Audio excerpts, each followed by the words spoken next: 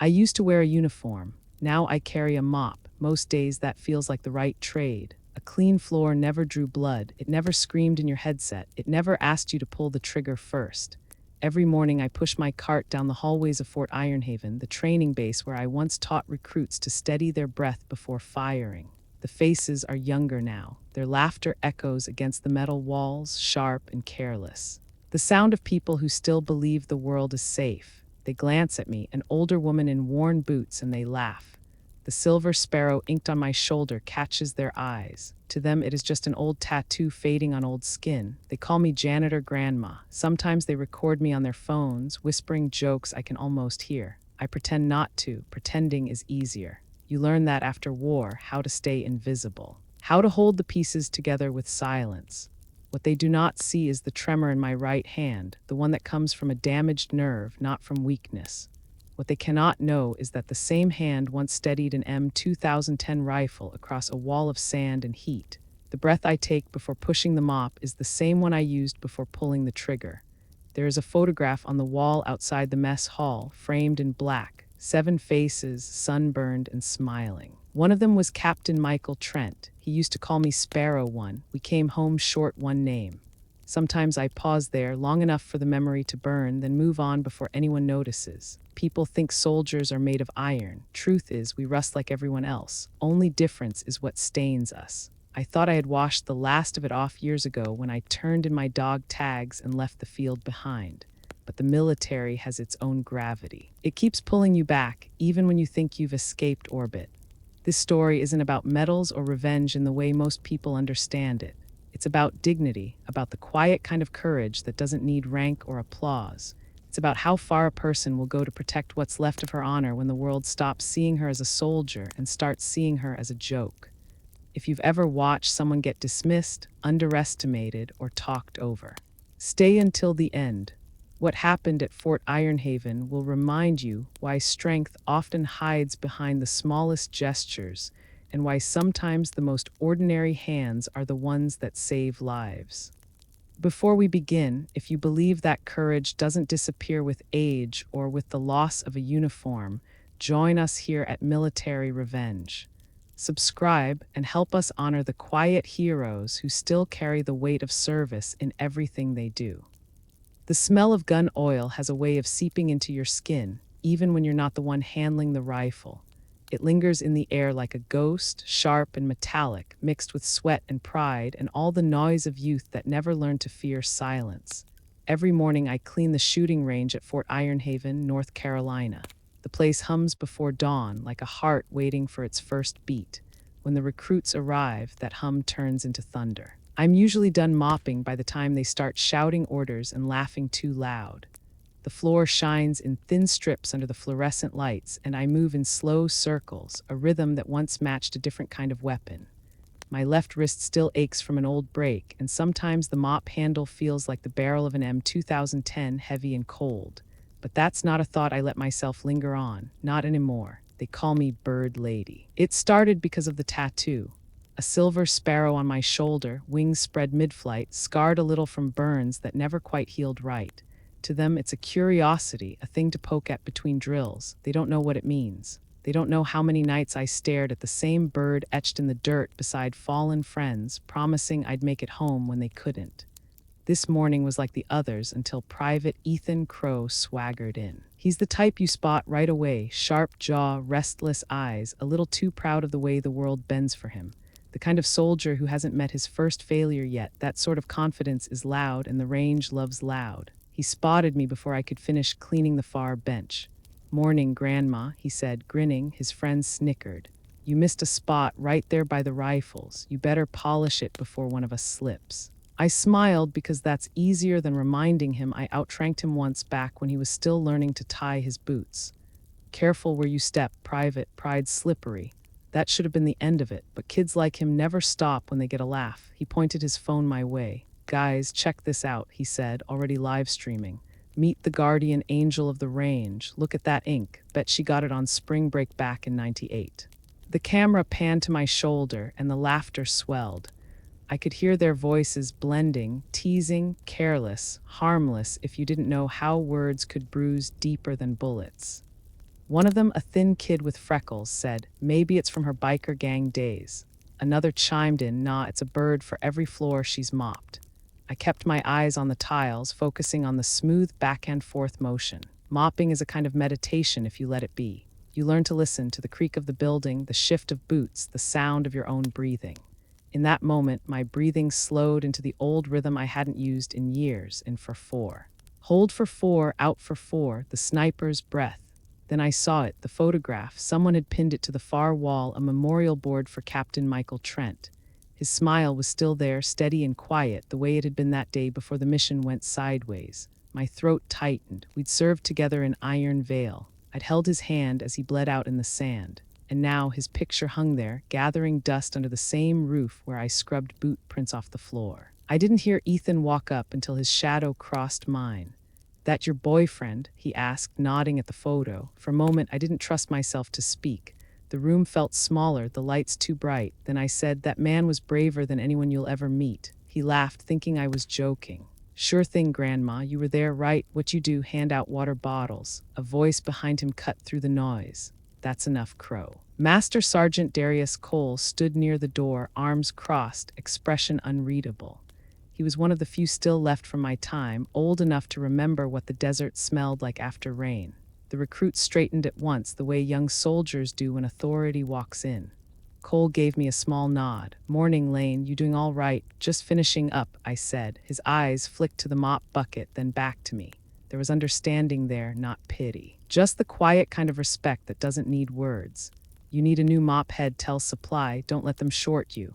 Ethan rolled his eyes when Cole wasn't looking. "Didn't know janitors got supply privileges." Cole ignored him. "You boys ready to qualify, or are you still working on your comedy routine?" They shuffled, muttering, and I took the chance to step aside. My hands were shaking again, though not from fear, more like restraint. Because somewhere deep inside me, the old instincts were still alive. The ones that measured distance, assessed threats, and calculated wind drift before a shot. It scared me how easily they returned. As I pushed the mop bucket toward the door, Ethan called out again. "Hey, bird lady, tell you what, since you seem to know so much about bravery, why don't you show us how it's done? Take a shot." The laughter that followed hit harder than I expected. They weren't cruel. Not really, just ignorant. The kind of ignorance that comes before humility. Cole frowned. "Crow, that's enough." But Ethan wasn't finished. He lifted an M4 from the rack and held it out toward me, barrel pointed safely down, but the gesture still mocking. "Come on, it's just one shot. We'll even post it. Maybe go viral. Janitor takes on the big leagues." For a second, the weight of 100 memories pressed against me, the dry heat of foreign soil. Recoil against my shoulder, the sound of breath leaving a man's chest.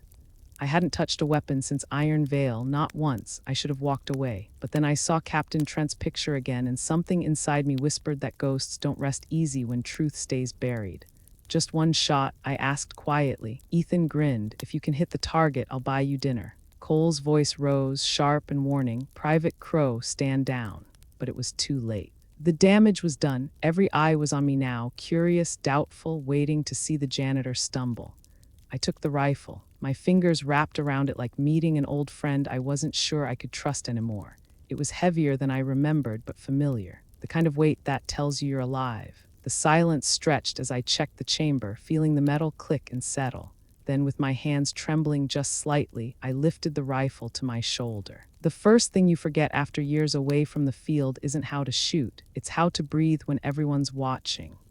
The recruits laughed again, soft and nervous now. I heard one whisper, "She's actually doing it."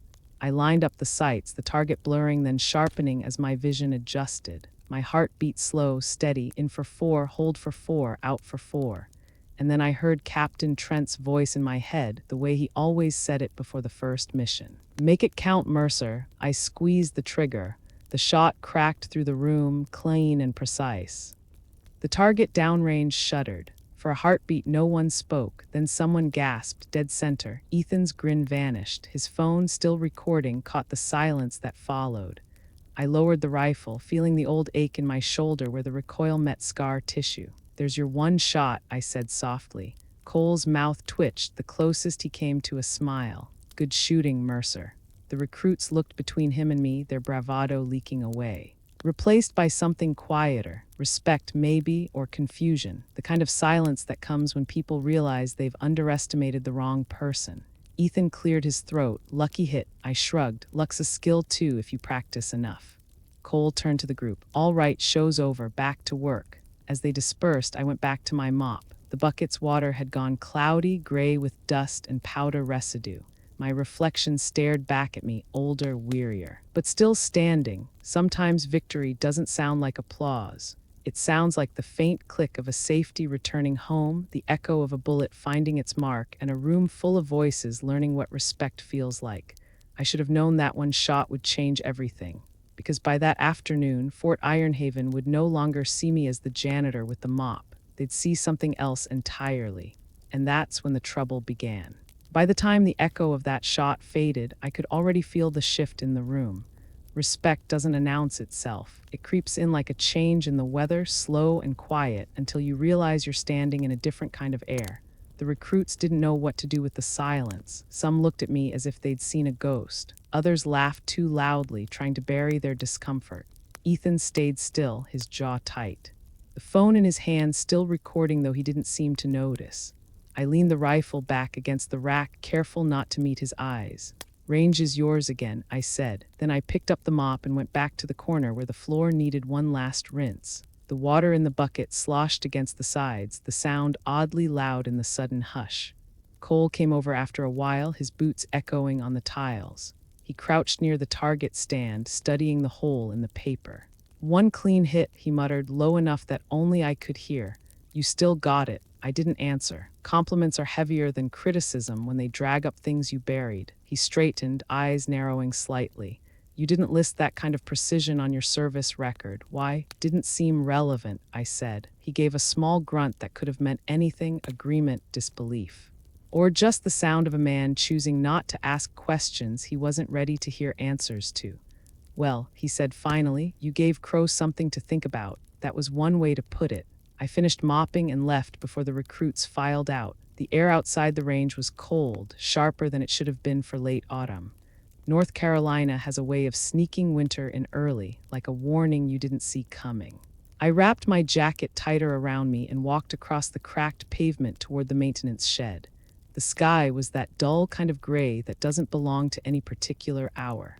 Inside, the smell of disinfectant and rubber gloves welcomed me back to my ordinary life. I washed my hands, the tremor in my fingers worse now that the adrenaline was gone. Old injuries have their own memory. They flare up when your heart starts to believe you're still in danger. I looked at the faint scars on my knuckles and wondered how many times I'd promised myself I'd never hold a gun again. The door creaked behind me. I didn't need to turn to know it was Ethan. His steps were too loud, too sure. So, he said, trying for casual but missing. Where'd you learn to shoot like that? I kept my eyes on the sink. Practice. Yeah, but like serious practice. That wasn't beginner stuff. I dried my hands slowly. Some habits don't fade. He hesitated. That thing you said earlier about the guy in the picture, you really knew him? I turned then. His face was different now, less smug, more curious, a little uncomfortable. Yes, I said, I knew him. He nodded, stuffing his hands into his pockets. Didn't mean to, make fun or anything. I looked at him long enough for him to squirm. Yes, you did, but now you know better. That stung him. I saw it in the way his jaw twitched. Guess so. He hesitated, then added, you were Army, right? For a while. You ever kill anyone? I met his gaze. Go home, private. He didn't move right away. Then he muttered something under his breath and left. The door shut with a dull thud, leaving me alone with the hum of the fluorescent light. There's a particular kind of loneliness that comes after being seen for the first time in years. You spend so long blending into the background that when someone finally notices you, it feels less like recognition and more like exposure. I sat down on the bench, staring at the mop leaning in the corner. For a strange moment, it looked like a rifle standing at attention. That night, I couldn't sleep. I lay in my small apartment off base, listening to the hum of the refrigerator, the distant bark of a dog. The same dream visited me again, the one with the sandstorm and the radio static. Captain Trent's voice calling my name, the flash of light before the explosion. I woke up gasping, the taste of dust in my mouth.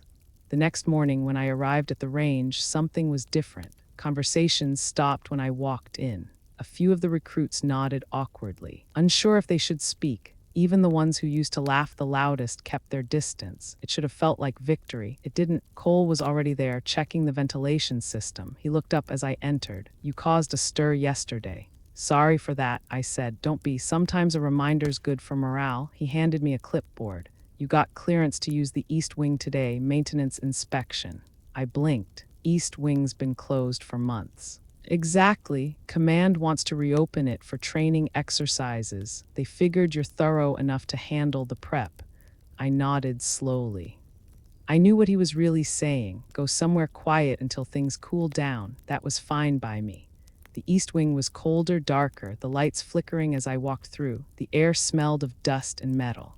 I started sweeping, each stroke of the broom stirring up little ghosts of powder and dirt. My mind wandered. I thought about Trent, about that day in Iron Vale, about the way the heat shimmered above the dunes and how his blood looked black under the sun. I was so lost in thought I didn't hear Ethan come in. "You really were in combat, weren't you?"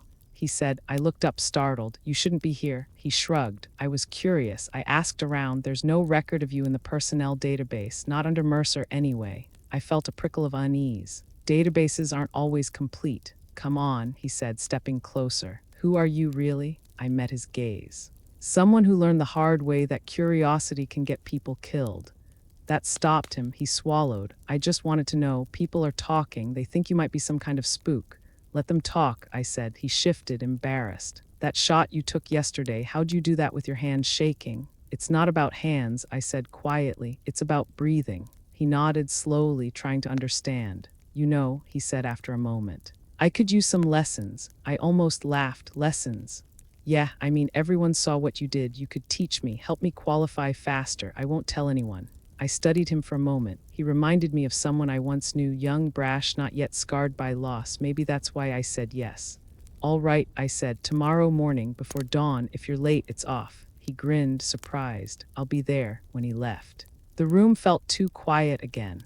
I leaned on the broom, staring at the dust motes swirling in the shaft of light through the window. The air was heavy with the smell of gunpowder that never quite leaves this place. I thought of what I'd just agreed to and wondered if I'd made a mistake. Teaching him meant remembering things I'd buried deep. But maybe, just maybe, it was time someone learned that precision isn't about glory, it's about responsibility.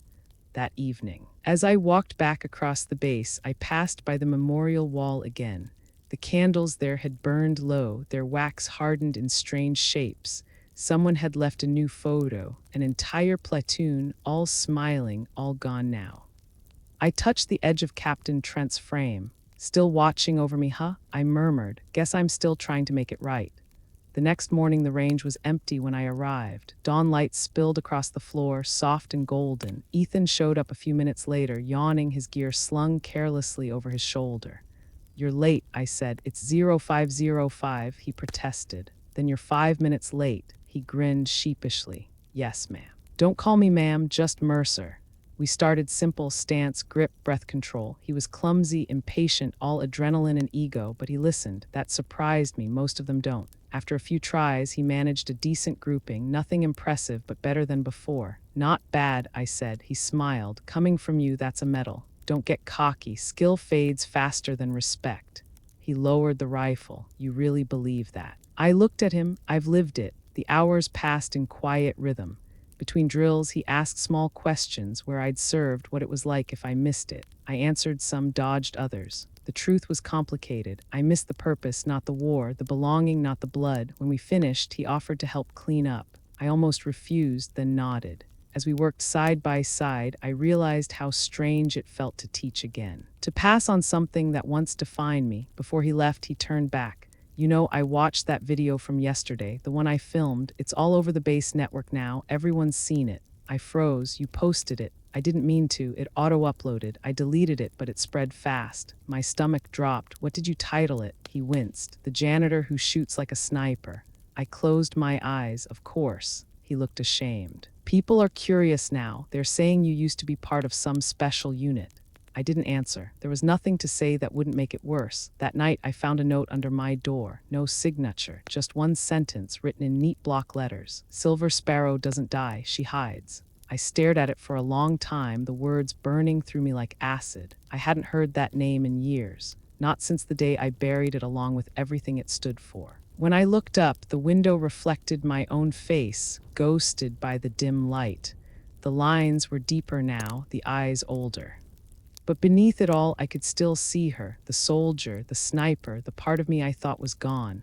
Outside, the wind rose, rattling the flagpole in the courtyard. Somewhere across the base, laughter echoed again, young and unknowing. I folded the note carefully and slipped it into my jacket pocket. The past wasn't done with me, not yet. And if there's one thing the military teaches you, it's that unfinished business always comes back around. I just didn't know yet how soon it would arrive. The morning after the note, I expected whispers. I didn't expect silence, the kind that follows a storm and makes you wonder if you imagine the thunder. When I walked into the mess hall, conversations dipped, forks clinked, heads turned, then quickly turned away. News travels fast on a base, faster than bullets, faster than truth. The video had spread beyond Fort Ironhaven. Someone downloaded it, clipped it, slowed it down. Replayed the shot in dramatic zooms with captions that read janitor, sniper, and grandma with a headshot. It was ridiculous. It was everywhere. I stood in line for coffee, pretending not to notice. The woman behind the counter hesitated before handing me my cup. Her voice was careful. "Heard you got a steady aim, ma'am." "Once upon a time," I said, forcing a small smile. When I turned, Ethan was sitting at a table with his crew, the same kids who had laughed before. This time they went quiet. He gave me a nod, half apology, half pride. I ignored both. Master Sergeant Cole entered a moment later, grabbed his tray, and stopped by my table. "You've become famous," he said. "Not the kind of fame anyone should want." He grunted. "Command's not thrilled. Viral videos don't look good on training rosters, especially not ones that make their recruits look like fools. Let me guess, I'm the problem. You're not." He said, "But you're the story, and around here, stories get messy." He leaned closer. "Keep your head down, Lane. You don't owe these kids a damn thing." That advice would have been easier to follow if the universe didn't enjoy testing people at their weakest. Later that afternoon, while I was restocking supplies in the East Wing, Ethan showed up again. He was holding a clipboard and a grin that didn't quite reach his eyes. "Command's organizing a friendly competition next week. Precision challenge. The best shooter wins a weekend pass and bragging rights." I didn't answer. He scratched his neck. "You should enter." I looked up from the shelf. "You're joking." "I'm serious. You'd wipe the floor with everyone. Think of it as payback." "I don't pay back." He hesitated. "Fine, call it closure." That word hit harder than I wanted it to. Closure is a luxury for people who never pulled triggers they still see in their sleep. "You don't want me in that contest," I said. "Why not?" "Because if I win, you'll hate me. And if I lose, you'll pity me. Either way, I lose something that matters."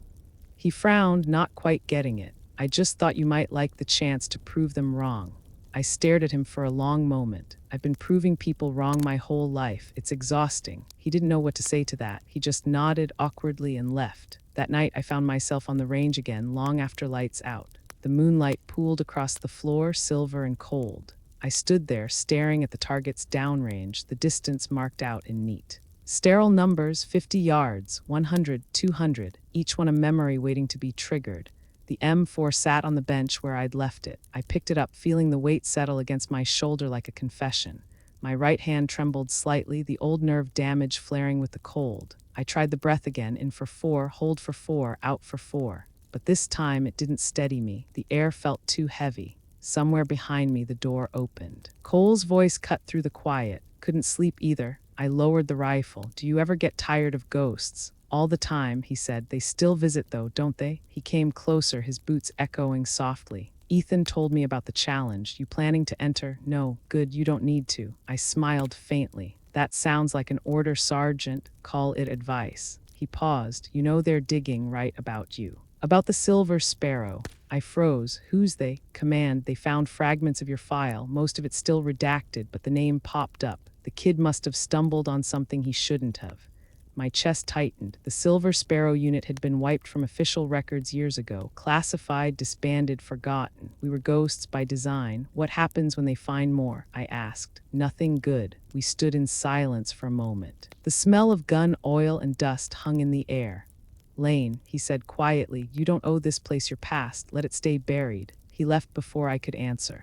The next morning, when I arrived at work, someone had left a flyer on my locker. It was for the Precision Challenge. My name was already printed on the roster. In neat block letters, Mercer E. No one asked my permission. That week stretched long. Everywhere I went, I felt the stares. Some amused, some curious. Some wary, the janitor turned marksman, the fallen soldier with secrets. Stories always grow faster than truth, and this one had already grown legs. Ethan came by during my shift on Thursday, holding 2 coffees. Peace offering, he said. I didn't declare war. Maybe not, but you're in the fight anyway.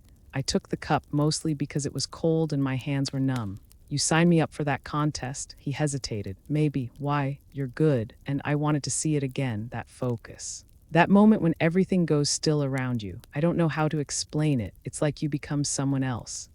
I looked at him. That's not someone you want to meet. He shook his head. You're wrong. We drank in silence for a while. When he left, I went back to cleaning, but my thoughts wouldn't settle. It had been years since I felt the pull of competition, the pulse of adrenaline before a shot. That part of me wasn't dead, it was just sleeping. And now it was waking up again, slow and dangerous. By Friday, the base buzzed with anticipation. The challenge wasn't just a game anymore, it was entertainment. They'd turned it into a show. I heard rumors they were streaming it on the internal network. Even the brass was planning to watch. Cole pulled me aside before the event. Are you sure about this? I didn't volunteer. Doesn't mean you can't walk away. I met his eyes. Do you ever walk away from a fight once it started? He sighed. Didn't think so. The range looked different that day, brighter, louder, a carnival disguised as training. Rows of soldiers lined the viewing area, cameras set up on tripods. The smell of burnt coffee and gunpowder hung heavy in the air. I stood at the far end, the rifle cold in my hands. The targets were set 100, 200, and 300 yards. Simple enough. My pulse was steady. But somewhere inside, something else stirred. A memory, old and raw. Ethan stood a few stations away.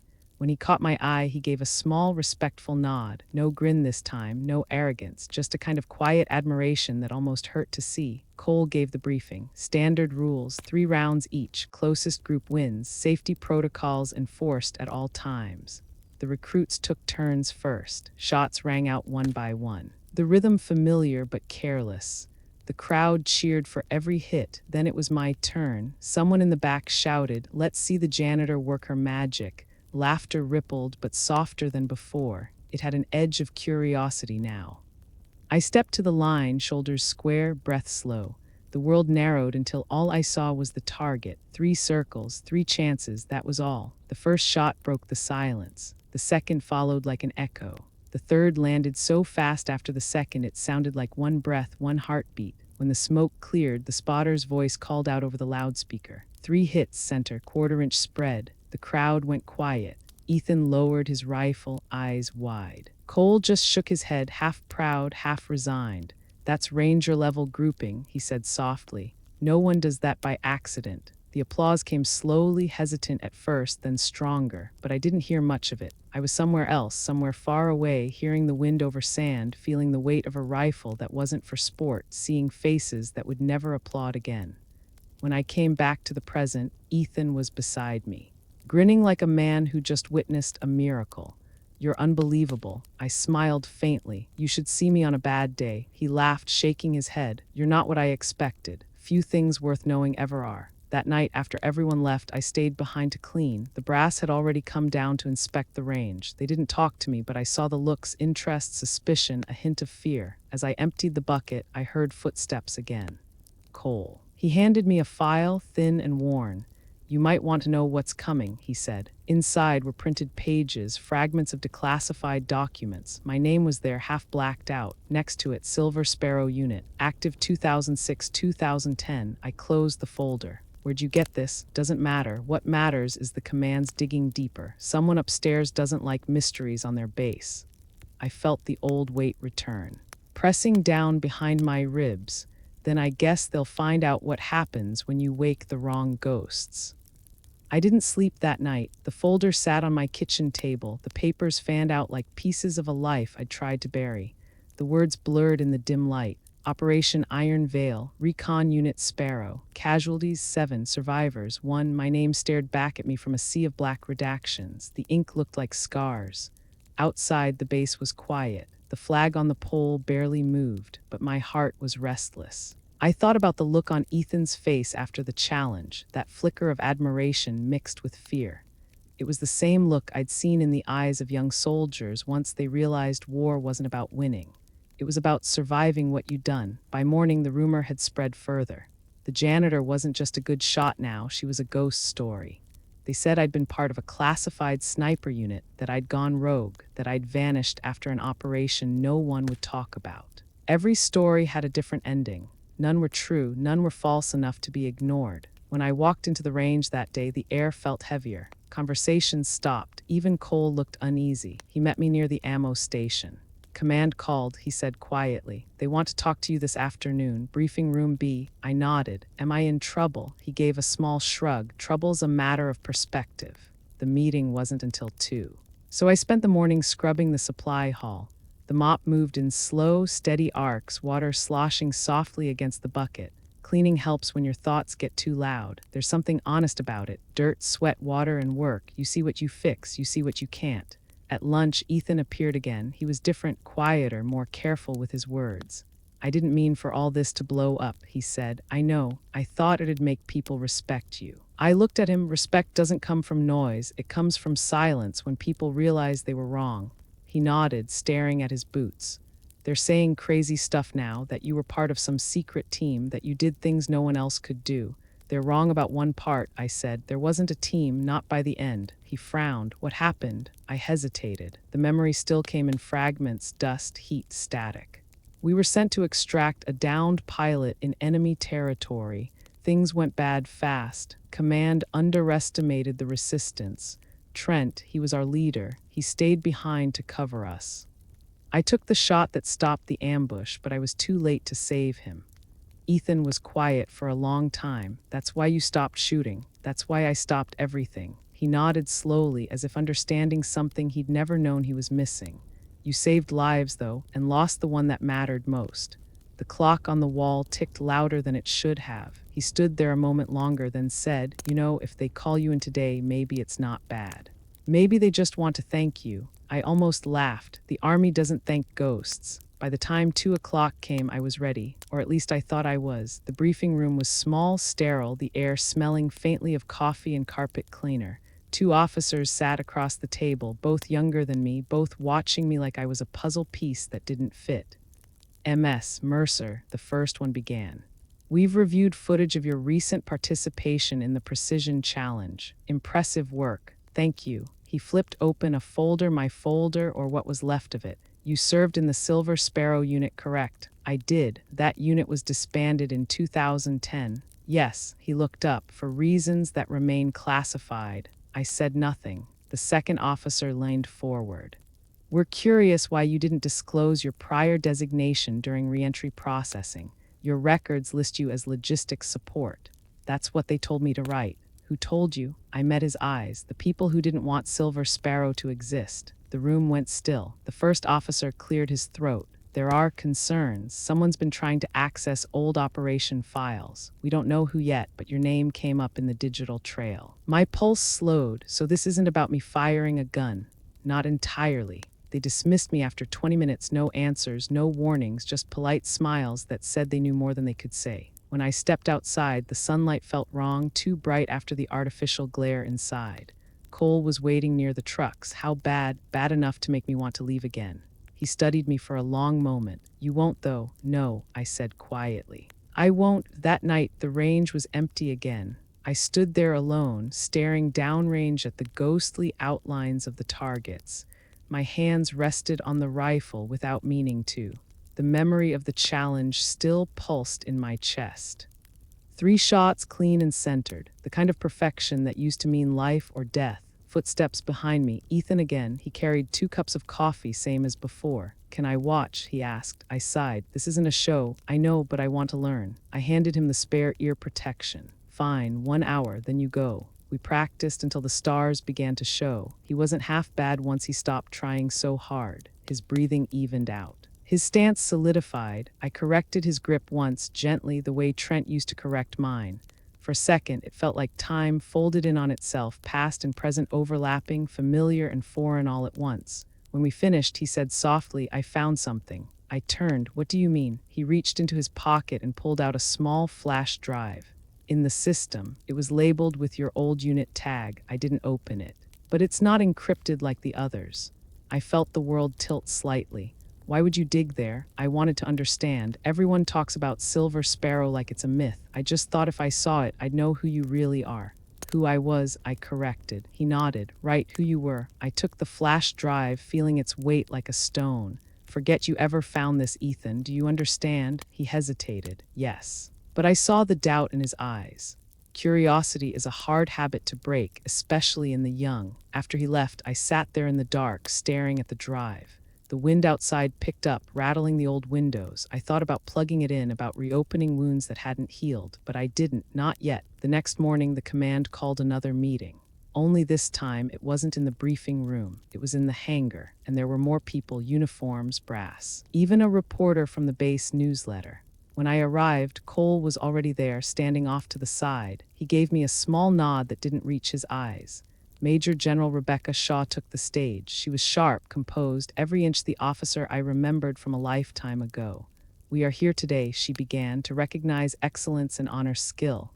My stomach tightened. She turned toward me. "MS, Mercer, please step forward." The crowd murmured. I stepped up slowly, heart steady, mind racing. She handed me a certificate, commendation for marksmanship excellence. Public recognition for the one thing I'd tried to leave behind. Cameras flashed. The reporter smiled, the recruits clapped. It felt hollow. Afterward, Shaw pulled me aside. Her voice was quiet, almost gentle. "You thought you could disappear, didn't you?" "I tried. You were one of my best," she said. "You don't get to hide forever." "Then why bring me back now?" "Because the past doesn't stay buried when the wrong people start digging. Someone's moving through old channels. I need someone who knows how to see patterns the rest of us miss." "I'm not that person anymore." She studied me. "You still hit center mass at 300 yards with a borrowed M4. You're exactly that person." She handed me a small envelope. Inside was a photo, grainy night vision still. A convoy, distant, shadows moving through desert terrain. "Recognize this?" she asked. I did. Even after all these years, I'd never forget that landscape. The ridge, the valley, the heat distortion. It was Iron Vale. "Where did you get this?" I asked. "Someone sent it anonymously, with your old unit tag attached." I looked at her. "You think it's bait? I think it's a message." That night, back in my apartment, I finally plugged in the flash drive. The files opened in a blur of static audio logs, coordinates, mission reports, and one video. It was bodycam footage. Faint at first, then clear. The convoy, the firefight, the last stand. Trent's voice shouting orders. My own breathing in the background. Steady and calm until it wasn't. Then the explosion. The camera fell sideways and the image went black. My hands trembled. I paused the video, staring at the frozen frame of Trent turning toward the lens, his face half shadow, half light. "Make it count, Mercer." The same words he'd said before my last shot in the challenge. The same words that had followed me into every dream since. I sat there until the sun began to rise, painting the walls in a dull orange glow. The flash drive still hummed faintly in the port. Somewhere deep inside, something old and dangerous began to wake. Maybe Shaw was right. Maybe the past was calling. And if it was, I wasn't sure I had the strength to ignore it this time. But one thing was certain. Someone else out there remembered Silver Sparrow, and they wanted me to remember too. The flash drive stayed in my pocket for days. I told myself I'd turn it in, that the right thing to do was hand it over to command and let them handle it. But every time I looked at it, I saw Trent's face frozen in that frame, the quiet defiance, the trust, the moment before everything went dark. Fort Ironhaven went back to its rhythm, at least on the surface. Recruits shouting, boots pounding gravel, the clang of rifles hitting metal racks. But something had changed in the air. Rumors moved through bases like wildfire. People whispered when I passed. Some stared. A few nodded in respect. Most avoided me altogether. That's the thing about legends. They're comfortable only when they stay stories. Once they breathe, people get nervous. Cole found me outside the range one morning, leaning against the truck bed with 2 mugs of coffee. He didn't say much at first, just handed me one and let the silence settle. "Look like you haven't slept," he said finally. "I don't sleep much these days." He studied me over the rim of his cup. You ever gonna tell me what's eating at you? I shook my head. Wouldn't change a thing. He sighed. I ran into Shaw. She said you saw something from Iron Vale. The name hung between us, heavy as a confession. You were there too, I said. Different sector, he replied. Didn't see what you saw, but I heard about it. Everyone did. He reached into his jacket and pulled out a worn photo, the kind printed on old base film, edges bent from years of being folded. It showed 7 of us, all younger, dirt-streaked, grinning at a horizon that promised nothing but heat. Trent was in the middle, one arm slung around my shoulders, his other hand raised in mock salute. On the back, in fading ink, someone had written Silver Sparrow 2009. I kept it, Cole said quietly, never knew why. Stared at the photo until the colors blurred. We didn't name ourselves, I said. Command did, code name for the recon unit. We specialized in long-distance overwatch, hostage retrieval, and counterintel extraction. We were supposed to see everything, save everyone, but the truth is no one gets out of a mission like that clean. Cole's eyes softened. Tell me what happened. I took a deep breath. The air smelled of oil and dust. Iron Vale was supposed to be routine. We were escorting a medical convoy through the Sanger Valley. Intelligence said low threat, but intel was wrong. The ambush hit us at 1,700 hours, right as the sun dropped. They knew our route, our timing, everything. It wasn't a coincidence. Someone leaked our position. My hands trembled slightly as I spoke, and I tightened my grip on the coffee mug. Trent took point. I was overwatch, 200 yards up on the ridge. Wind was brutal, cross-current, dust storms rolling in. I remember the first shots echoing across the valley, sharp and distant. Then the radio cut. I saw the convoy pinned down, no cover. There was a sniper on the far slope, trained right on Trent. I paused, hearing the sound again in my head, the crack of that shot, the split second before it reached him. I took the shot, 1,208 yards, first round hit, but by then the RPG had already launched. I saw it arc through the dust, slow as a nightmare. Trent turned, shouted something I couldn't hear, and then Cole's voice was low, and then it ended.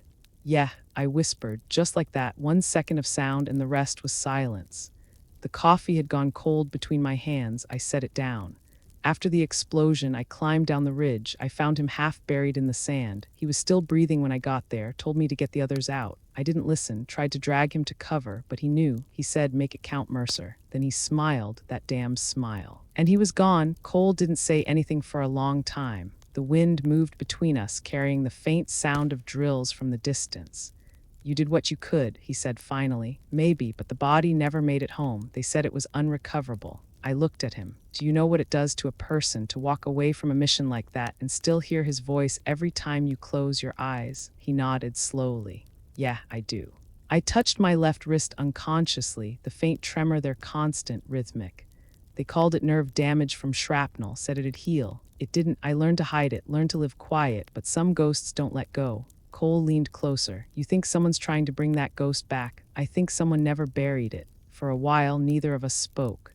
The range bell echoed, signaling the next training rotation. A group of recruits jogged past, laughter spilling into the morning air. Ethan was among them. He glanced my way, eyes flicking between guilt and curiosity, then looked away quickly. Cole followed my gaze. He's not a bad kid. Just green, I know, he reminds me of us before we learned what bravery really costs. Cole nodded. I talked to him the other day. He's been asking questions about you, about Iron Vale. Then he needs to stop. I told him that, not sure he will. We stood there a while longer before Cole said, you know, Lane, nobody can carry the same load forever, but you're still protecting these kids in your own way. I shook my head. I'm just keeping the floor clean. He smiled faintly. Maybe, but sometimes that's the only way to stop them from slipping on the same mistakes we did. Later that evening, I found myself back in the shooting range alone again. The lights flickered softly overhead, casting long shadows down the empty lanes. I placed the Silver Sparrow photo on the bench beside me. My reflection in the rifle's scope looked older, harder. I loaded a single round aimed downrange and whispered into the silence. Make it count. The shot rang true, dead center. Somewhere behind me, the door creaked. I didn't need to turn to know who it was. You shouldn't sneak up on people holding guns, Ethan, I said. I wasn't sneaking, just listening. I sighed. Did you hear all of it? Most. He hesitated. I didn't know you lost someone like that. Everyone loses someone, not like that. He stepped closer, hands in his pockets. I looked up Captain Trent. There's barely anything in the records, just a commendation and a missing in action note. That's all they let the world see. Why? Because truth complicates things and governments prefer clean endings. He nodded slowly, then said, "For what it's worth, I'm sorry for how I treated you." I met his eyes. "You didn't know better, now you do." He smiled weakly. "You really were Silver Sparrow, huh?" "I still am. Just not the kind that flies anymore." Ethan looked down at the target, the perfect cluster of holes in the center. "You ever think about going back to what? To being that person?" I shook my head. "That person died in the desert." He didn't argue, just nodded, thoughtful. Then he asked softly, "Do you think Captain Trent would be proud?" The question caught me off guard. He'd tell me to stop mopping and start living again. For the first time in a long while, I laughed. A real one, quiet but real. Ethan grinned. "Then maybe it's time you listen." I didn't answer. I just stared down the range one more time, the air thick with gunpowder and memory. Some stories never end, they just wait for the next chapter to begin. And mine, it seemed, wasn't done yet. Outside, the wind picked up, carrying the low hum of the bass through the night. The flag snapped in the breeze, and somewhere far off, thunder rolled across the horizon. It sounded almost like distant artillery. I didn't know then that by the next dawn, Fort Ironhaven would no longer be a place of drills and laughter. It would be a battlefield again. The first sound wasn't the explosion. It was the siren, a long, rising wail that cut through the night and froze the air in my lungs. I'd heard it before, different wars, different continents, but the same pitch that tells you life is about to divide into before and after.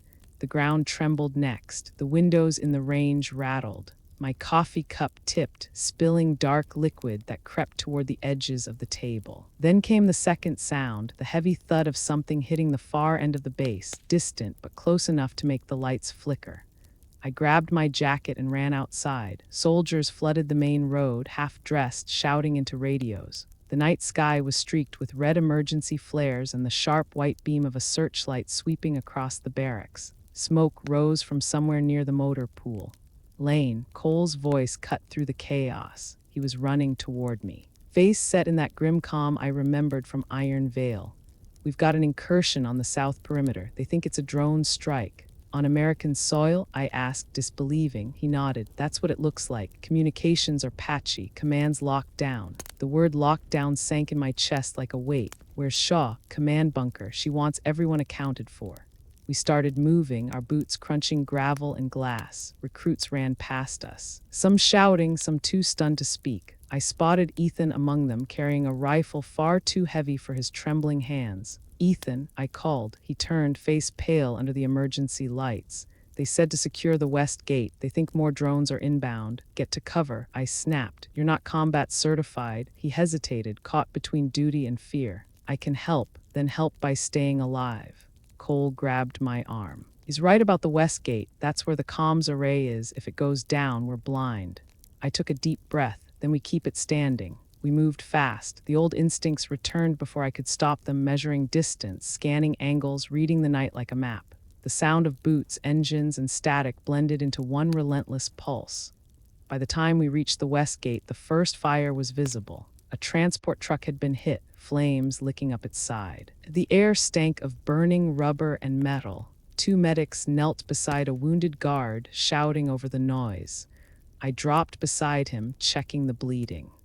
"Where are the others?" "Inside," he gasped. "Someone breached through the old drainage tunnel." Cole cursed under his breath. "That tunnel was supposed to be sealed." "It was," I said, "years ago." The words hung there, sharp with implication. We moved toward the tunnel entrance, a narrow slit behind the maintenance yard, half hidden by overgrown brush. The metal grate lay twisted on the ground, edges blackened by an explosive charge. Whoever came through knew exactly where to hit. Cole raised his weapon. "You thinking what I'm thinking? That this isn't random," I said. "This is a message."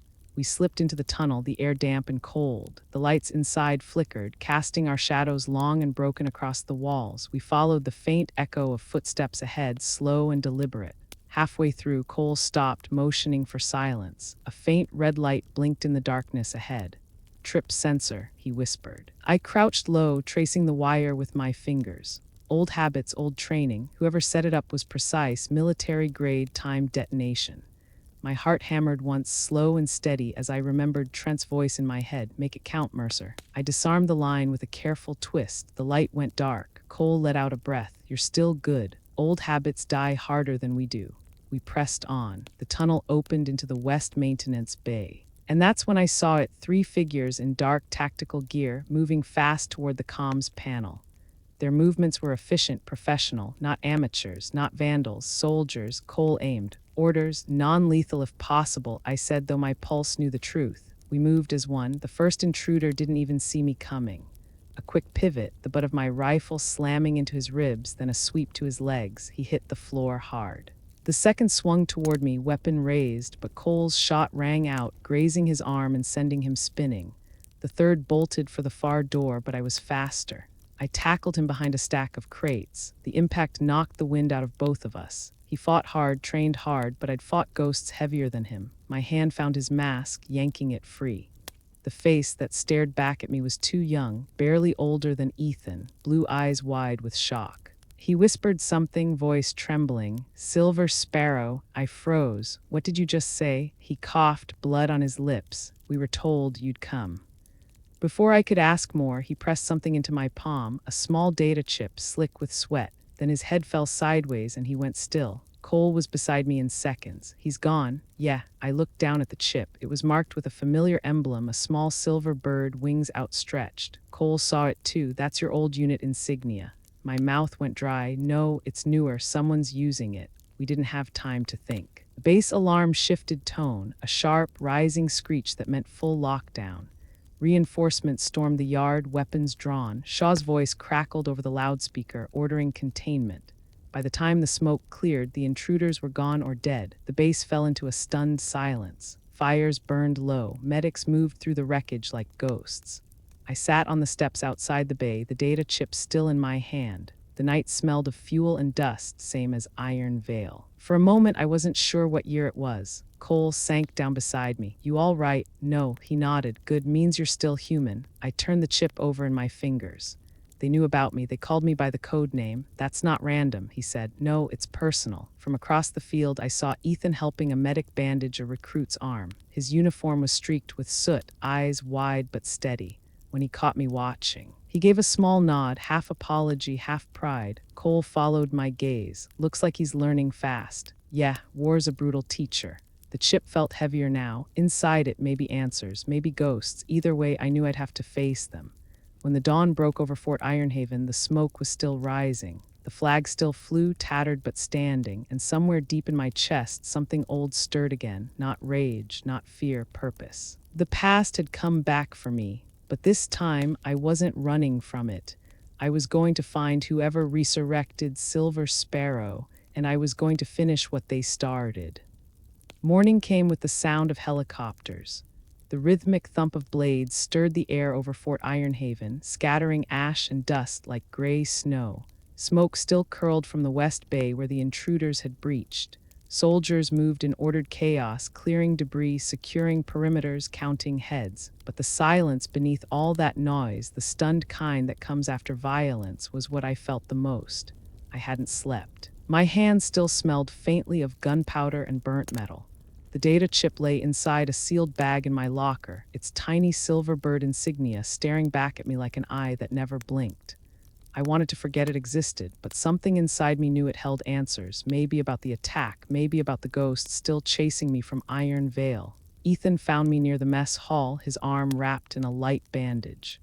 They say it's over, he said quietly. But nobody believes that. It's never over, I replied. He looked like he hadn't eaten or slept either. His uniform was still streaked with soot.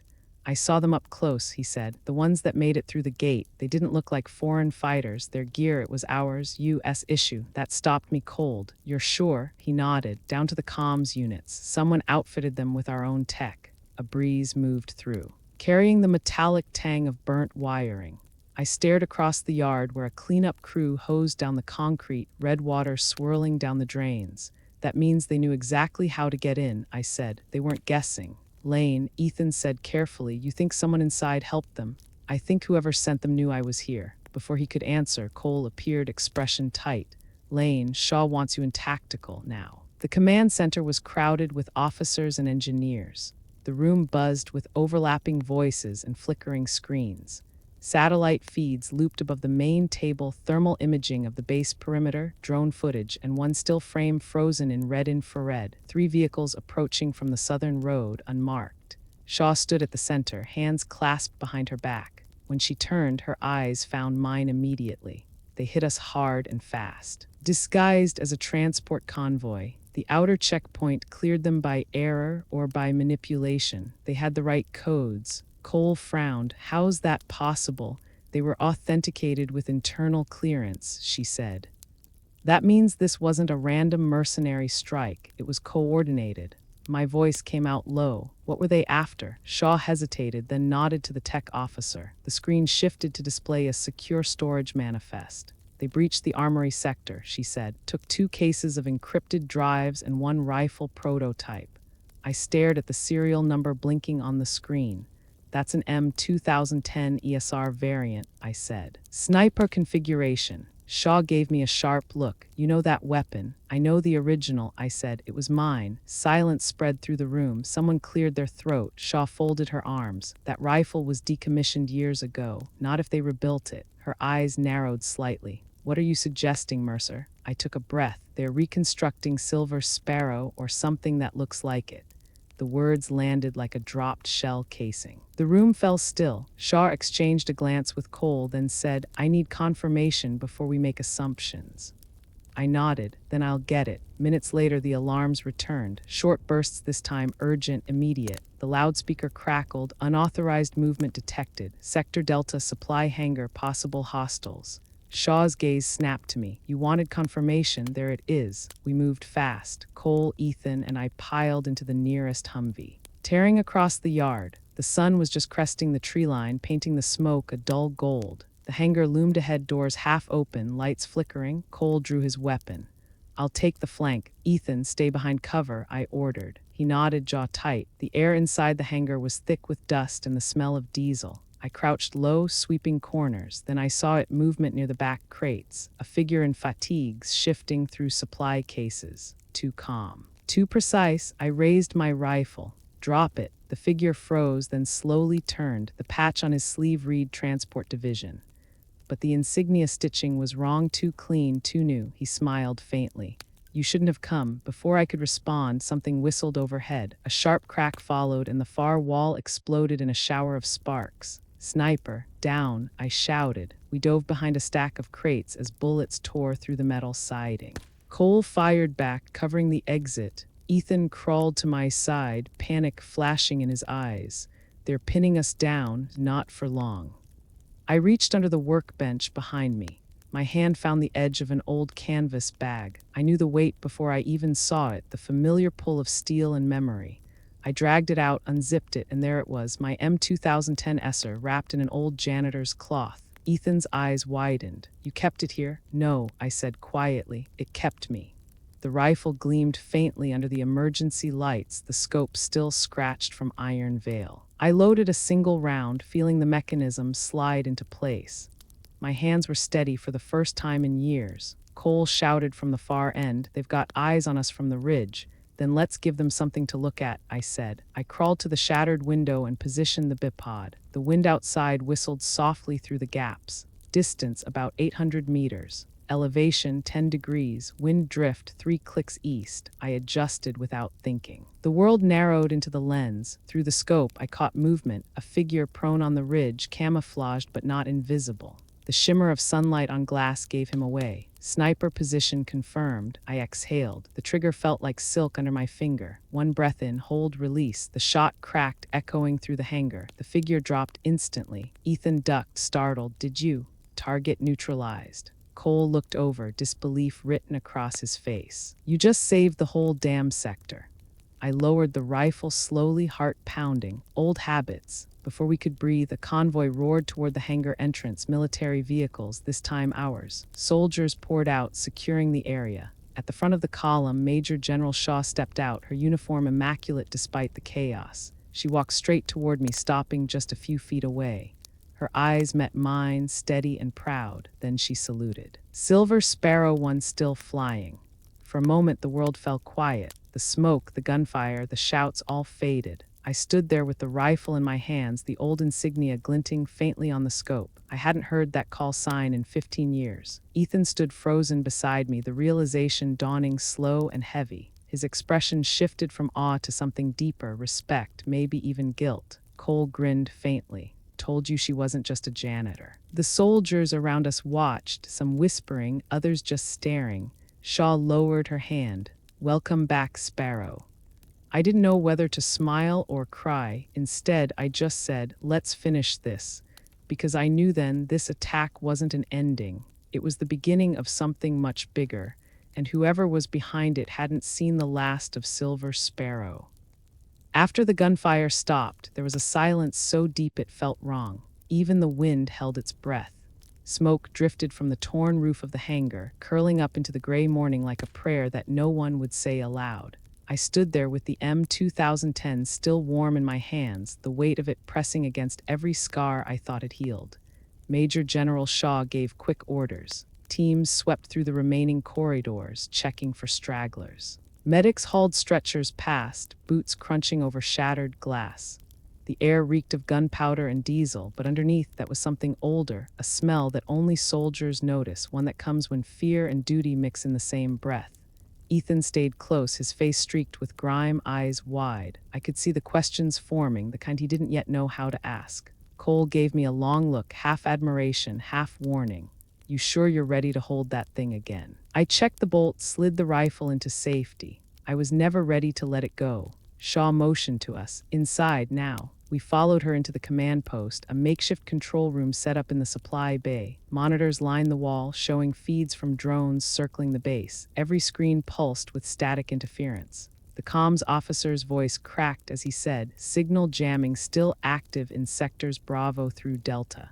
Shaw turned to me. They knew our layout too well. That's not possible without internal maps. I want to know how. I took a slow breath. You saw the sniper's mark. He wasn't just a mercenary. He said something before he died, called me by my code name. They came for me. Her jaw tightened. Then we find out why. Cole set down his helmet, rubbing the bridge of his nose. We still have that chip from the intruder, right? I nodded. I kept it locked in my quarters. Go get it, Shaw said. We'll run decryption here. When I came back with the drive, the room was empty except for Shaw, Cole, and one young intelligence officer who couldn't have been older than 23. He plugged the chip into the system. The screen filled with lines of encrypted code, then broke apart into fragments of video and audio. At first, it was just noise, radio chatter, static, overlapping voices. Then one word cut through clearly, Iron Vale. The image resolved into a map overlay. The Sanger Valley, same terrain from 15 years ago. I could see the old ridge where I'd taken the 200-yard shot marked with coordinates. And beneath that, a list of names, mine included, tagged as asset reactivation candidates. Cole leaned closer. Reactivate, they're trying to rebuild your unit. Not rebuild, Shaw murmured. Repurpose. The next frame showed crates being loaded onto trucks, stamped with the logo of a private defense contractor. Shaw froze the image. That company's under federal contract. They shouldn't have access to any Sparrow data. My throat went dry. Then someone high up is selling it. The screen flickered again, revealing a timestamp from 2 weeks before the attack. A voice recording followed, male, calm, deliberate. Phase 1 complete. The subject has been located at Ironhaven. Phase 2 will proceed upon confirmation of engagement. I felt the blood drain from my face. They were tracking me. They used the attack to test response time. Shaw's eyes locked on mine. You think this was bait? I think it worked. The room fell quiet. The intel officer swallowed hard. Ma'am, whoever sent this had full access to classified systems. That level of clearance, it's at least colonel or higher. Cole muttered, so it's an inside job. Shaw straightened. Find me the source of that transmission. Every relay, every signal path, I want a name before sundown. When the officer hurried out, Shaw faced me. Lane. I need to know everything you remember from Iron Vale, everyone involved, everyone who might have survived. I hesitated. Why? Because whoever's behind this knows more about that mission than they should, and if they've revived the Silver Sparrow name, it's not nostalgia, it's a weapon. Cole added quietly, you realize what this means, right? They're not just coming after her, they're rebuilding the war. Shaw nodded, and we're already in it. For a long time, none of us spoke. The hum of the monitors filled the space, steady and cold. My mind drifted to Trent, to the photo still folded in my pocket, edges worn soft from years of remembering. If someone was using his name, his unit, his sacrifice, they were going to pay for it. I looked up. If you want this to end, you let me help. Shaw's brow furrowed. You're not active duty, Mercer. Neither are they, but they're sure as hell fighting like it. Cole crossed his arms. She's right. General, you can't fight ghosts with rules. Shaw exhaled slowly, then nodded once. All right, Sparrow, you're in, but this time we do it by the book. I gave a small smile. You and I never read the same book. Outside, the sun broke through the clouds, painting the wreckage in pale gold. Soldiers moved like ants across the yard, rebuilding, reinforcing, pretending the world hadn't just shifted beneath their boots. Ethan approached as Shaw left to coordinate with the tactical teams. He looked uncertain, like a man seeing two realities collide. So it's true, you were Silver Sparrow One. Still am, apparently. He shook his head, almost laughing. I thought legends were supposed to be dead. Most of them are. His expression softened. When you took that shot earlier, I've never seen anything like it. You didn't even flinch. You don't flinch when you're already expecting the hit.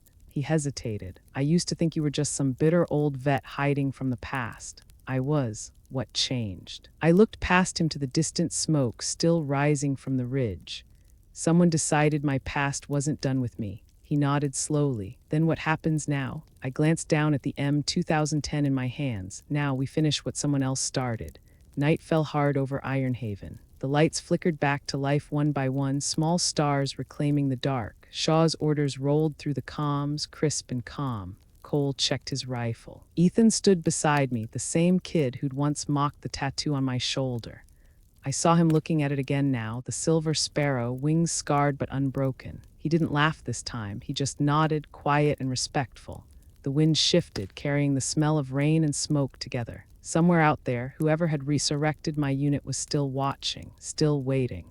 I rested the rifle across my knees and whispered to the night, "You came looking for Silver Sparrow." You found her. A distant rumble of thunder answered back, rolling over the hills like artillery fire. Whatever was coming, I was ready, because once upon a time I was a soldier, but tonight I was a hunter again.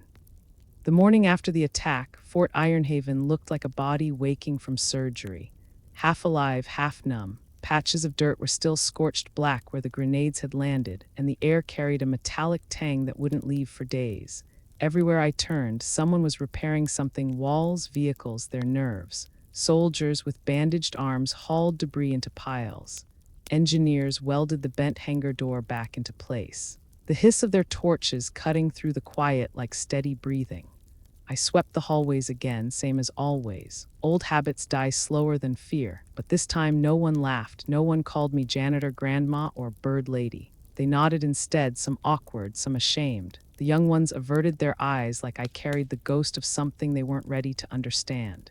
Ethan wasn't among them. I figured he'd been reassigned after the chaos. But later that afternoon, when I pushed my cart past the training range, I saw him scrubbing the men's latrine floors on his knees. A mop bucket beside him, water gray and soapy. Cole leaned against the doorway watching him, arms crossed, grinning slightly. Punishment detail, Cole said, catching my look. Major Shaw made good on the deal he offered you before the shooting match, said he owed the lady her month of clean toilets. Ethan glanced up when he heard my voice. I guess I earned this. Guess you did. I passed him the roll of paper towels from my cart. Corners are hell to clean. He gave a crooked smile, half embarrassment, half respect. Thanks, ma'am. That word ma'am still sounded strange from his mouth. The kind of respect you don't get by rank, only by surviving something together.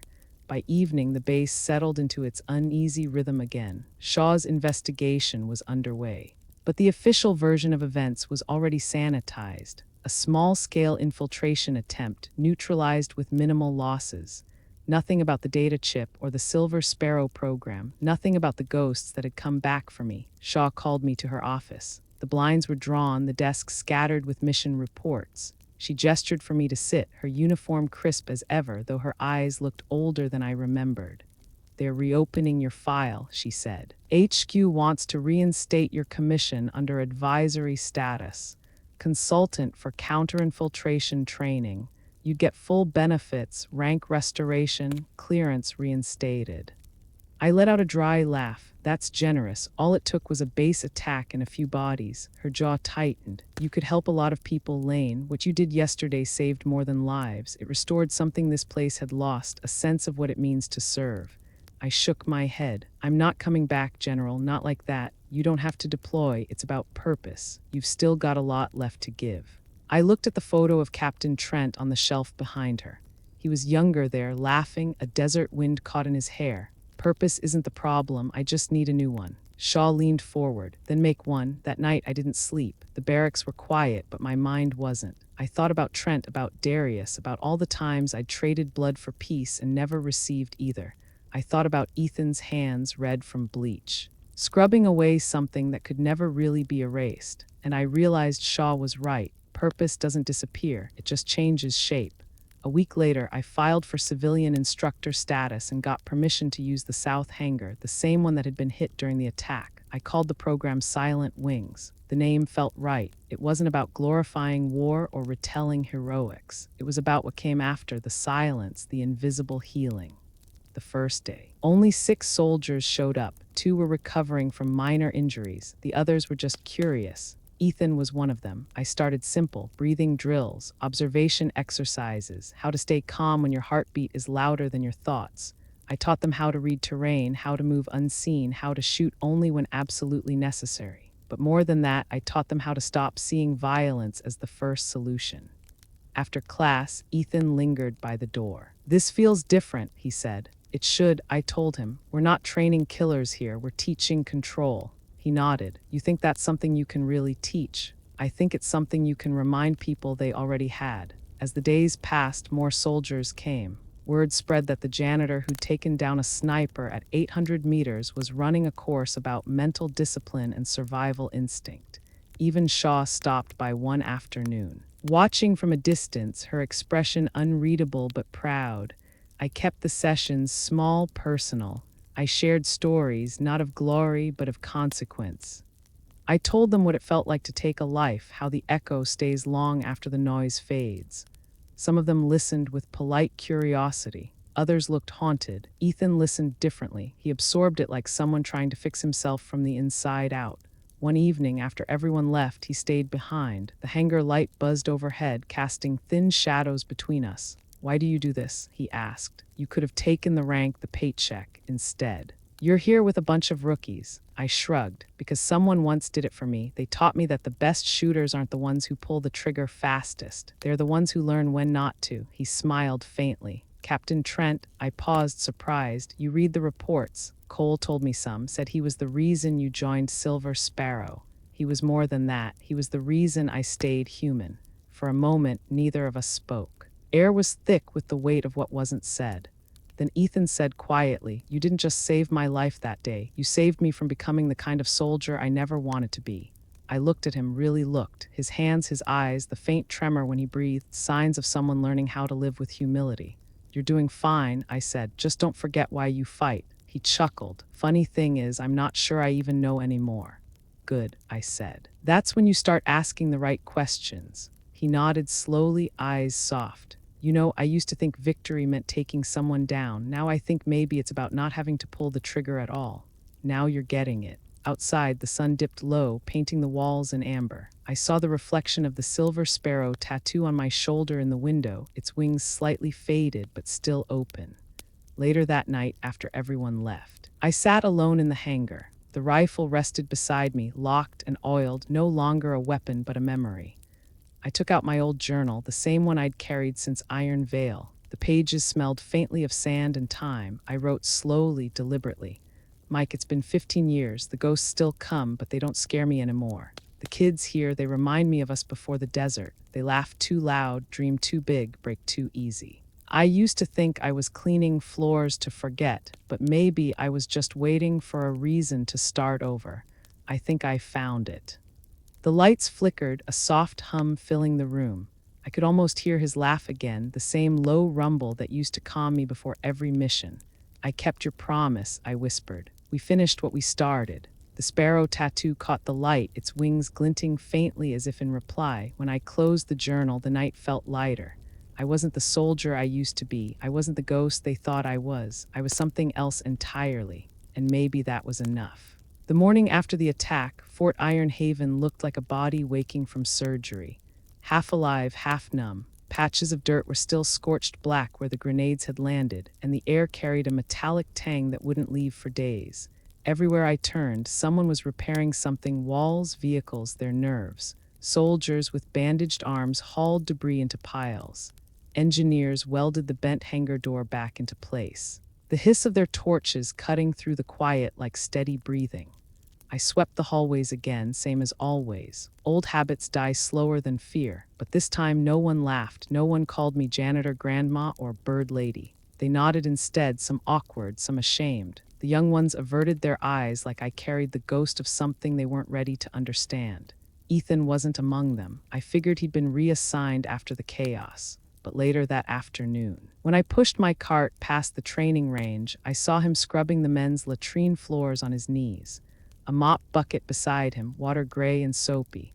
Cole leaned against the doorway watching him, arms crossed, grinning slightly. "Punishment detail," Cole said, catching my gaze. "Major Shaw made good on the deal he offered you before the shooting match, said he owed the lady her month of clean toilets." Ethan glanced up when he heard my voice. "I guess I earned this." "Guess you did." I passed him the roll of paper towels from my cart. "Corners are held to clean." He gave a crooked smile, half embarrassment, half respect.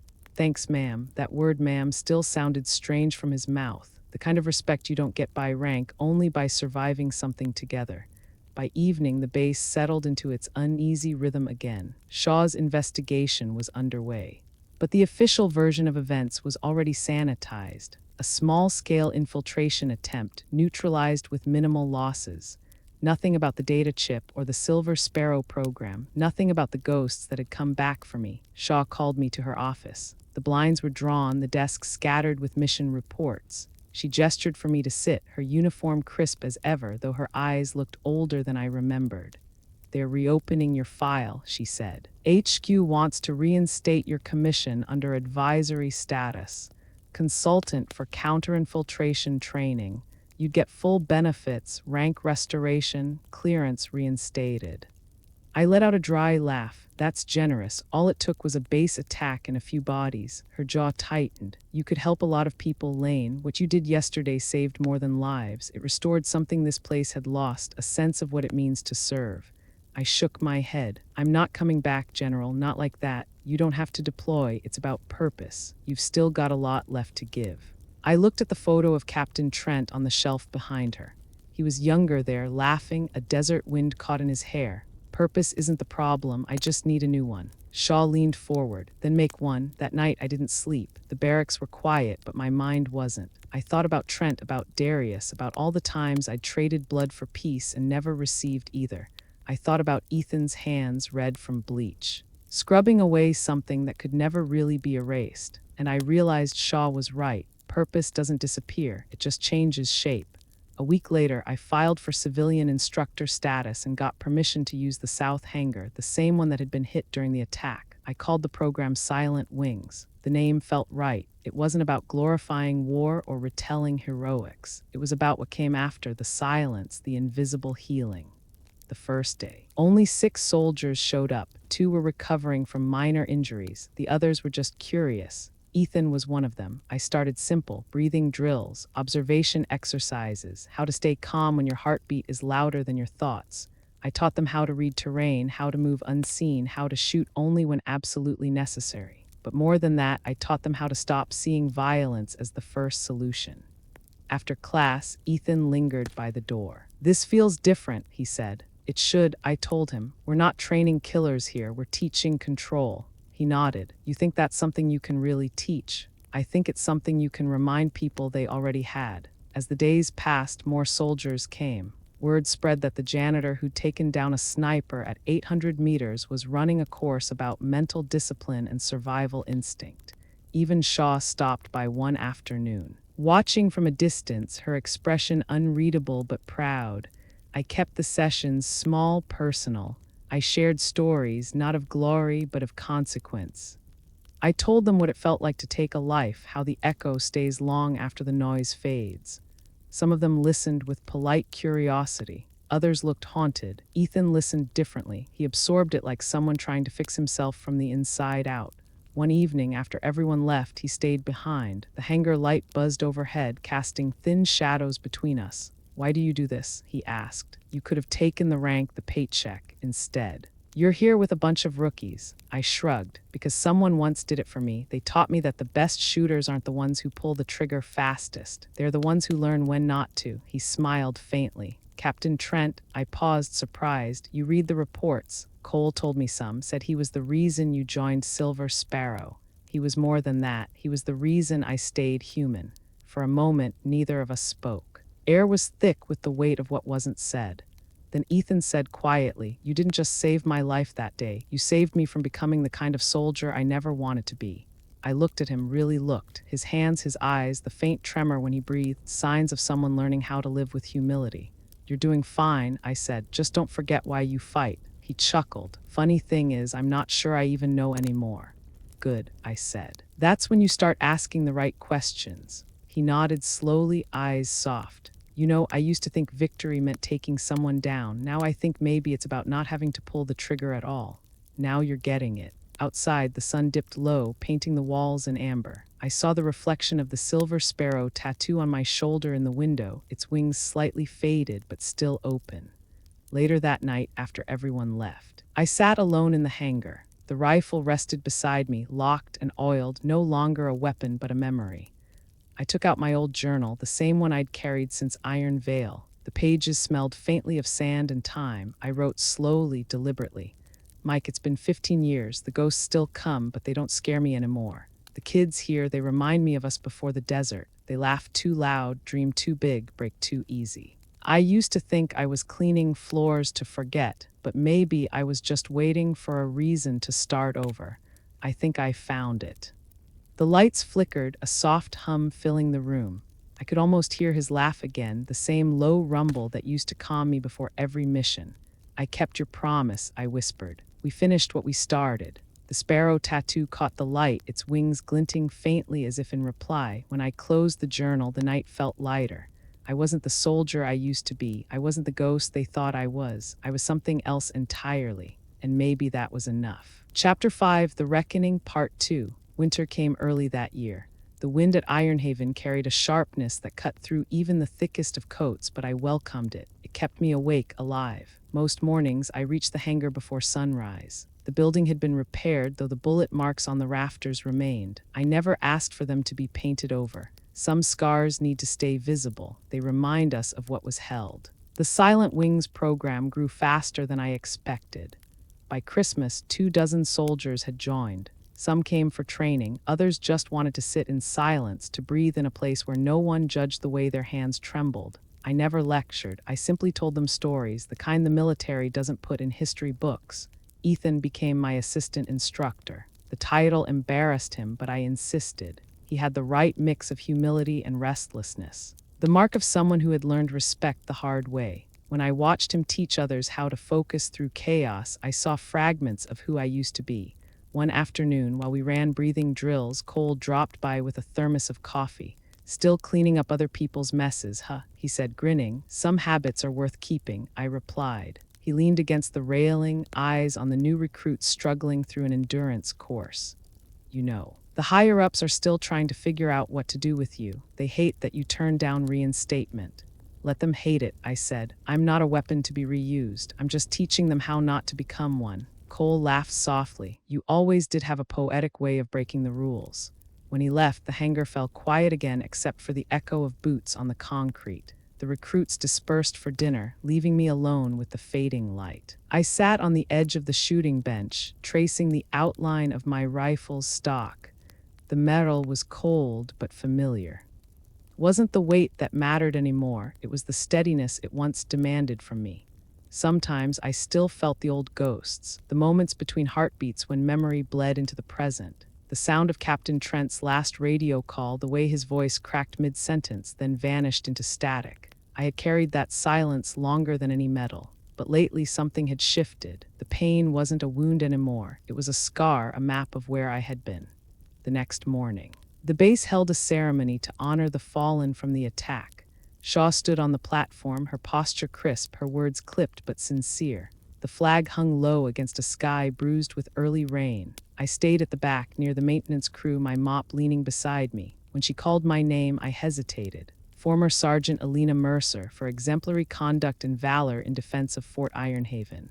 Applause rippled through the formation. I stepped forward slowly. Shaw pinned a new commendation on my jacket, an unrequested honor. Her hand lingered for a moment. "You earned this," she said softly. "I earned the quiet," I answered. She smiled faintly. "Then take both." Afterward, Ethan caught up with me near the courtyard. "I saw you on stage," he said. "Didn't think I'd ever see you wear a medal again. Didn't think I would either." He looked at the medal, then at me. "You know, when I first got here, I thought strength was about being fearless. Now I think it's about learning to live with the fear and still doing what needs to be done. That's the closest thing to wisdom I've heard around here in months," I said. He grinned. "You taught me most of it." "No," I corrected gently. "You lived it." We stood in silence for a while. The bass loudspeaker announced evening drills. Recruits jogged past us, their voices echoing against the walls. One of them saluted me awkwardly. I nodded back, smiling, respect earned, not demanded. That night after lights out, I returned to the hangar alone. The sky outside was heavy with stars. I turned on a single lamp, its circle of light small and warm against the vast dark. I took out my journal again. The pages were nearly full now. "Mike," I wrote, "the world moved on without us, but I think I finally caught up. I used to believe that forgiveness was something someone else had to give you. Now I know it's something you give yourself when you're tired of carrying ghosts." I placed the medal beside your photo, the one where you're still smiling like the war was just another job. Maybe for you it was. For me, it was everything that came after. I looked at the sparrow tattoo, its ink faded to gray. The bird wasn't flying anymore, just resting. Maybe that was enough too. A knock on the hangar door startled me. It was Ethan, holding 2 cups of coffee. "Couldn't sleep," he said. "Figured you couldn't either." He handed me one and sat across from me. We didn't talk much. We didn't have to. Sometimes silence is the truest language soldiers share. After a while, he said, "You think we ever really stopped being what the Army made us?" I thought about that. The uniforms we shed, the nightmares we kept, the way we still turned at the sound of boots behind us.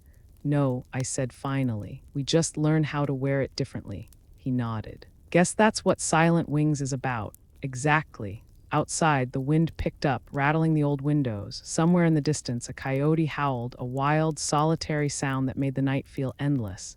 Ethan stood to leave, but before he did, he said, "You know, you didn't just save the base or teach us how to shoot straight. You reminded me that discipline isn't the same as obedience." I looked up. "What's the difference?" "Discipline is choosing your purpose. Obedience is letting someone else choose it for you." That made me smile. "Then maybe you're finally ready to teach your own class." "Maybe someday," he said, "but not yet." When he left, I watched his shadow disappear into the night. I felt proud, but also something deeper, peace. The kind that doesn't announce itself, it just settles quietly inside you like the moment before dawn. I closed the journal and whispered, "I kept my promise, Mike. And I'm still flying." I placed the medal on top of his photo. Then I turned off the lamp and walked out into the cold, the stars glinting above me like the reflection of distant fires long extinguished. The world had changed, but maybe that was the point, not to stay in the past, but to honor it by moving forward. Tomorrow I'd be back at the hangar, training a new group of soldiers who'd never know the full story. They didn't need to. What mattered was that they'd learn the same truth that saved me, that courage isn't the absence of pain, but the will to face it and keep walking. As I stepped outside, the wind lifted a handful of dust across the ground, swirling it in tiny silver spirals. For a second, it looked like wings. Maybe they were, maybe they always had been. And just like that, I knew Silent Wings wasn't just a program. It was a promise to never let the quiet ones be forgotten, to teach the next generation that even the broken can fly again, to remind anyone still listening that redemption isn't something you wait for. It's something you earn, one breath at a time. War never really leaves you. It only changes shape. Sometimes it hides in the sound of boots on tile or in the quiet moments when the world feels too still. Sometimes it lives in the eyes of a young soldier who doesn't yet know what it means to lose, or in the hands of someone who has learned to hold peace the way they once held a rifle.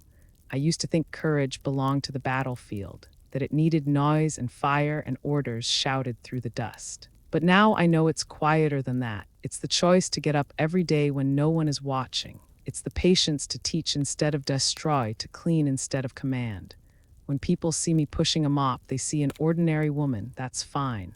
What they don't see are the names I carry, the memories that built me, the love that kept me from breaking. Every soldier has their war, and every veteran learns to make peace with it in their own way. If you ever meet someone who once wore the uniform, look a little closer. Don't measure them by what they do now, but by what they've already given. Sometimes the quietest voices carry the loudest stories. Sometimes the humblest hearts are the ones that kept the world turning when no one else could. I'm Alina Mercer, Silver Sparrow One. I may not wear the rank anymore, but I still serve, just differently. If you believe that courage doesn't fade with the uniform, that honor can live in ordinary hands, then join me. Like and subscribe to Military Revenge so together we can honor those who never stopped fighting for peace, for love, and for the right to begin again.